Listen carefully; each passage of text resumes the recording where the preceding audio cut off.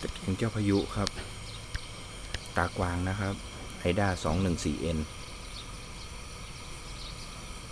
แท้นะครับสภาพเก่ากึกแล้วครับจุดติดสมบูรณ์แล้วครับนี่ครับหัวนอกเคียวล็อกหัวนอกตีตาด้วยนะครับตีตาไอด้าด้วยครับ